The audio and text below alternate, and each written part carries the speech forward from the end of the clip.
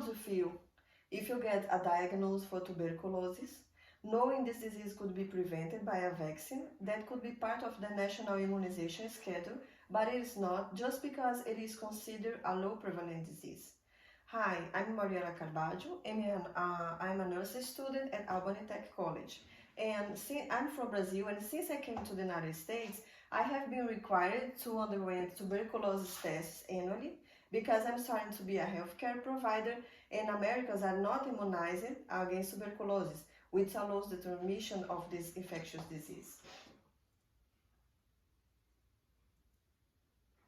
If Americans were immunized for tuberculosis, the test would not be required for these people and people who works in a healthcare field or people who had traveled to countries where tuberculosis is considered a high prevalent disease, or people that are part of susceptible groups to develop the disease as drug users, people with HIV, or people that has immunocompromising disorders. Tuberculosis is an infectious disease which affects a lot of people here in the United States and around the world. And once the vaccine is available in so many countries, why do not use this vaccine here? Today, I'd like to talk first about tuberculosis as a still important infectious disease, which represents a public health care issue. Second, why the tuberculosis vaccine should be implemented as part of the national immunization schedule. And third, how we could move forward as part of this implementation process. I will start talking about tuberculosis as a still important issue for public care, health care.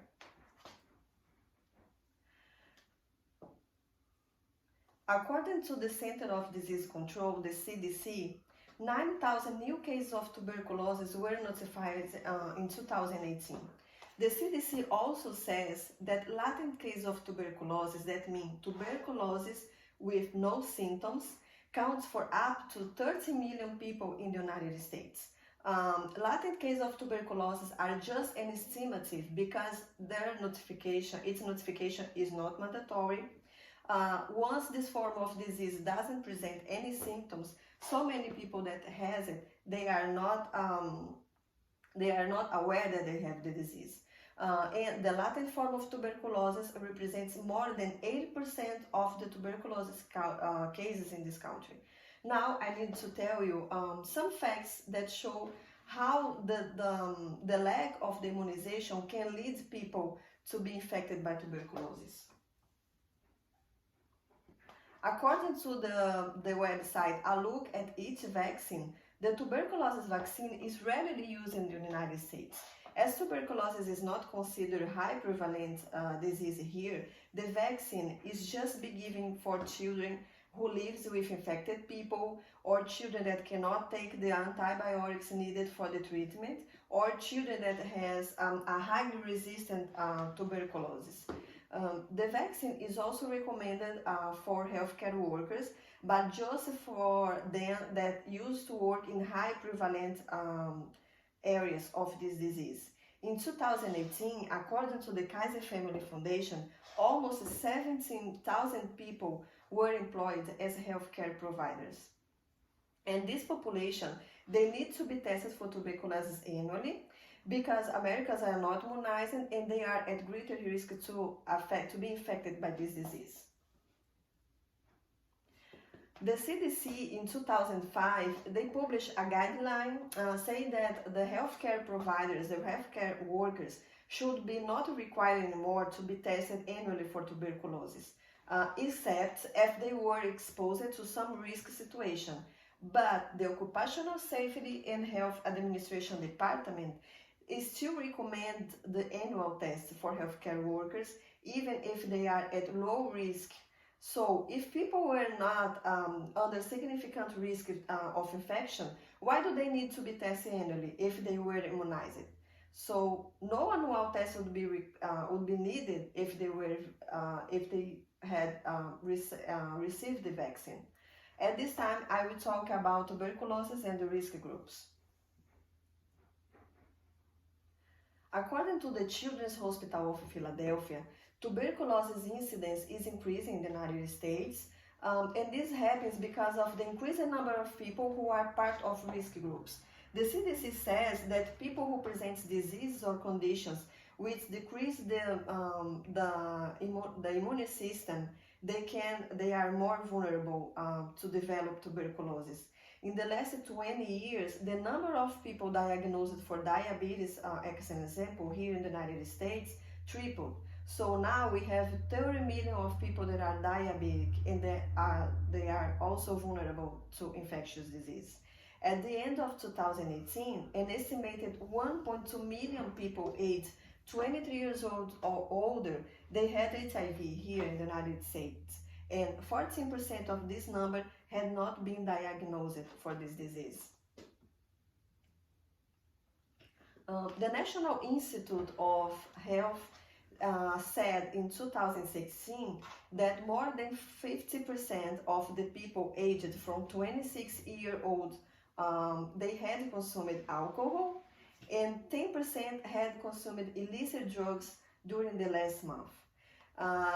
Diseases as cancer, kidney insufficiency, and people that use steroids in transplants and treatments for inflammatory intestinal disease are also people that have condition to develop tuberculosis. If you take in consideration all the people who have some disease or condition that lead to immunosuppression, we can assume that there are a lot of people in risk to get tuberculosis here in the United States. So what can we do as a community to move forward in the process of request the tuberculosis vaccine to be implemented on the national immunization schedule? First, we can share information about how many people in this country are vulnerable to be infected by tuberculosis.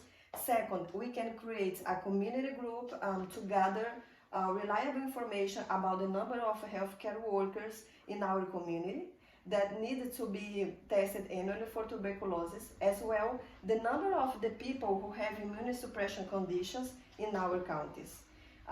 Then this information could be assessed together with the hospitals, the outpatient clinics, and with the public health care department in the nearby counties we live. And finally, we can elaborate a public petition with all this data and send this petition to the responsible authorities. According to Hamburg, the right to petition is one of the fundamental freedoms of all Americans and is documented in the First Amendment to the Constitution of the United States. So, with all this being said, you can realize how the tuberculosis vaccine implementation could represent a significant protection factor for a lot of vulnerable people in this country. Tuberculosis is an infectious disease which affects a lot of people, and once this vaccine is available and used around the world, why do not use the vaccine here? In this presentation, I've told you about the prevalence of the tuberculosis in the United States, why the tuberculosis vaccine should be implemented as part of the national immunization schedule, and how we could move forward as part of this implementation process. If you are a healthcare worker or have a loved one who is, or if you have or know someone with an immunosuppression condition, you must think why you are now vulnerable, just because you didn't have the vaccine when you were a child. Let's change this. With infectious disease, without vaccines, there is no safety numbers. This was a statement made by Seth Berkley. Thank you for your attention.